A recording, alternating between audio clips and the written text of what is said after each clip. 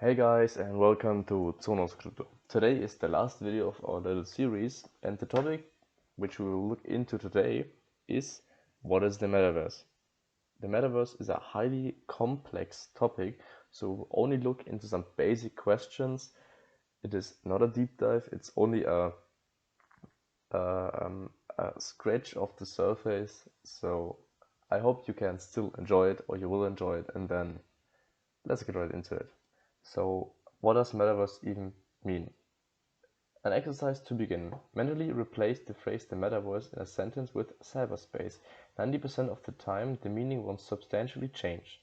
That's because the term doesn't really refer to any one specific type of technology, but rather a broad and often speculative shift in how we interact with technology. And it's entirely possible that the term itself will eventually become just as antiquated, even as the specific technology it once described becomes commonplace. The technologies companies refer to when they talk about the metaverse can include virtual reality, characterized by persistent virtual worlds that continue to exist even when you're not playing, as well as augmented reality that combines aspects of the digital and physical worlds. So what exactly is it? The Metaverse is a 3D version of the internet and computing at large. Matthew Ball, a venture capitalist and angel investor who's written a series of essays about the potential and structures of the metaverse, he told. He also said that, secondly, if you think of a mobile phone as placing a computer in our pocket, then the internet being available at all times, think of the metaverse as always being within a computer and inside the internet. Alone this sentence sounds a little bit crazy. Now think about what is exactly crazy in this world. We could definitely see something like this, maybe not in 5 years, maybe not in 10 years, whereas down in 20, 30 years, this could be possible. Holy hell. It's not real at this stage and won't become real until people have a single location they can go to get into a virtual world they could live in, says Ibrahim Bagili. Essentially, the metaverse is supposed to be a 3D version of the internet that is seen as the logical next stage of development, and would ideally be accessed through a single gateway. If we will have a single gateway, this is the question. Everything needs to be laid out and implemented, so this still could take a lot of time. It will take a lot of time. So it's not just a video game. No, it's not. It's even more than that. So how can you access it?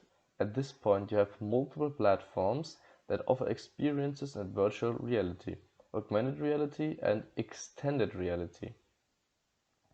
Platforms or metaverses which are being built right now are, for example, Decentraland, Axie Infinity, Horizon, Sandbox, Fortnite, and also Roblox. Sandbox is a cool one.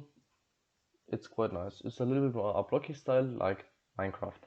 So what is the use of it? The metaverse will grow the digital economy, which is the primary growth driver of the world economy, said Ball.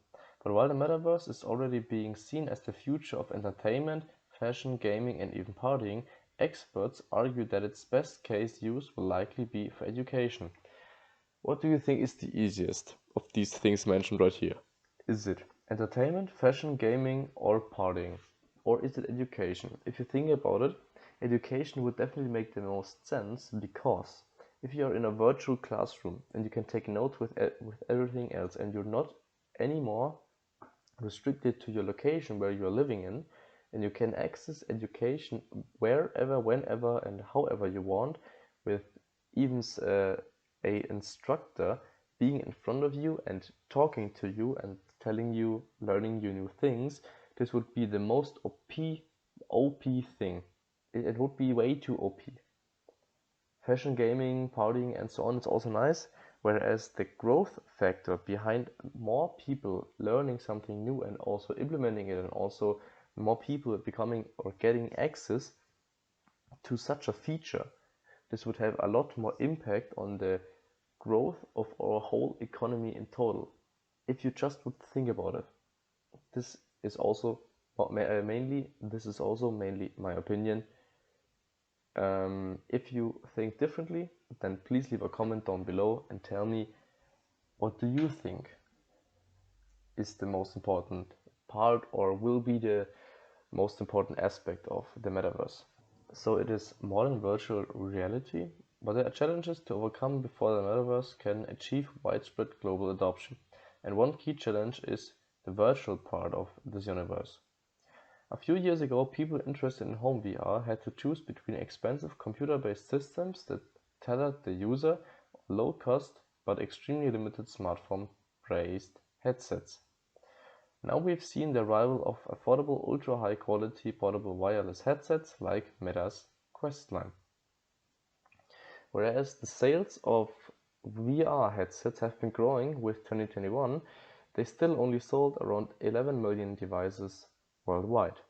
Virtual movement and physical discomfort. Despite impressive advancements in screen technology, VR developers are still trying to address the cyber sickness, a feeling of nausea akin to motion sickness that devices elicit in many users.